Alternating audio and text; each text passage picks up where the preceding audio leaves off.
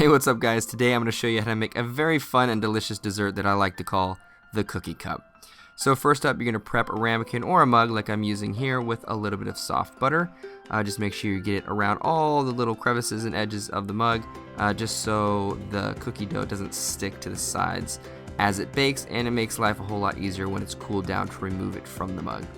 Next, you're going to make your cookie dough. So get some soft butter, add it to a mixing bowl, and then you're going to add your sugar, which is brown sugar, and some white granulated sugar.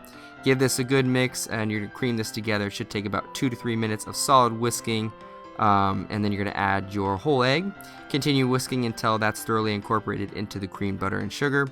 And then you're going to start slowly incorporating your all-purpose flour a third at a time. Halfway through, I would recommend switching out the whisk with a rubber spatula, just so you can fold all the ingredients together, and it just makes for a little bit cleaner of a mixing motion. Once you're done incorporating all your flour, add your chocolate chips and continue mixing until you have a sturdy ball of dough. And then you're going to throw it into the refrigerator for about 30 minutes just so it's a little bit easier to work with.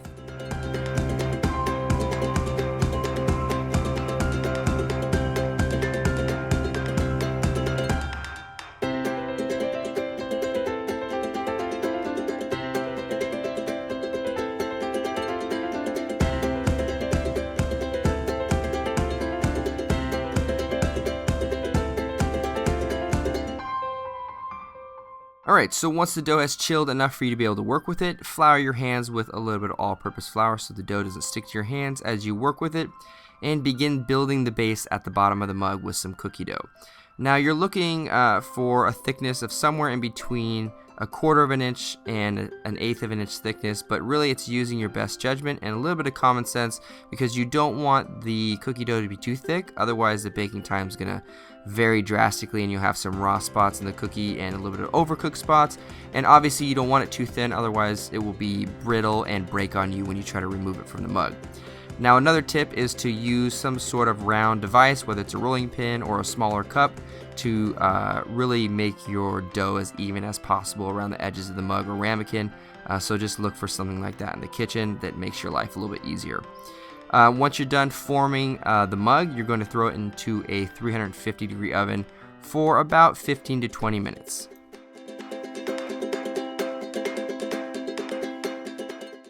Alright, so once the dough is golden brown and crispy and just looks beautiful, pull it out of the oven and allow it to cool for at least 30 minutes before you mess with it. Once it has cooled down, you're going to brush the inside of the cookie cup with some melted dark chocolate. And this is going to do two things. It's going to allow you to pour milk in it later on without it absorbing into the cookie and making it soggy. And it's going to give the cookie cup a little bit more structure and allow it to be less fragile. Once that's done, turn the mug upside down and pull the crispy, beautiful cooked dough out of the mug. And then you're going to throw this into the refrigerator for at least 20 to 30 minutes so that the chocolate sets up. Once the chocolate's all set up, pull it out of the fridge, pour some ice cold milk straight in the middle, and there you guys have it, the perfect combination of milk and cookies.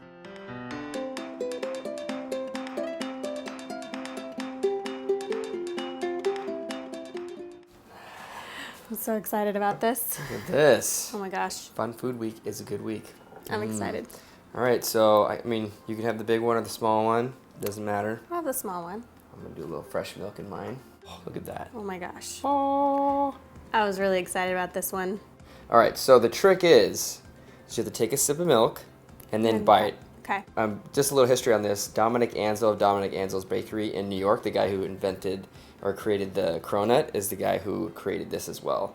So, and he does little shots. So, a little cheers to Dominic Ansel. Cheers. Okay.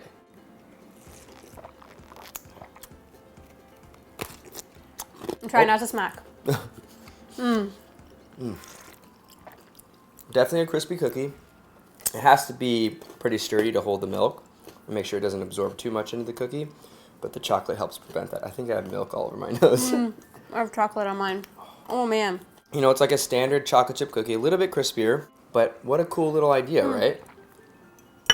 I'll put my milk in it. You can refill it too. I thought it would fall apart once the milk went in there, but you made it sturdy enough so that it doesn't. The chocolate is, that's what the chocolate's there for. Do I have it on my nose? You have a little here, a little here. It's everywhere. I should probably. This is really good. I definitely would probably recommend making the shot glass version, but then again, you won't get as much milk. So, you know, it's a little give and take. But this is pretty good. I like this idea. Maybe, so good. I don't know why I didn't think of this. Everyone dips their cookies in milk, so why not make the cup that holds the milk the cookie? Duh. We have chocolate everywhere. I think that's the catch with these cups, is you have to get a little messy. Well, hopefully you guys enjoyed this video. If you did, please thumbs up, subscribe, comment below for future video requests, things you want to see on my channel. And this was a blast to make. I had fun. Did you enjoy it? I think she enjoyed it. So I'll see you guys next time with another delicious recipe. Bye, everybody.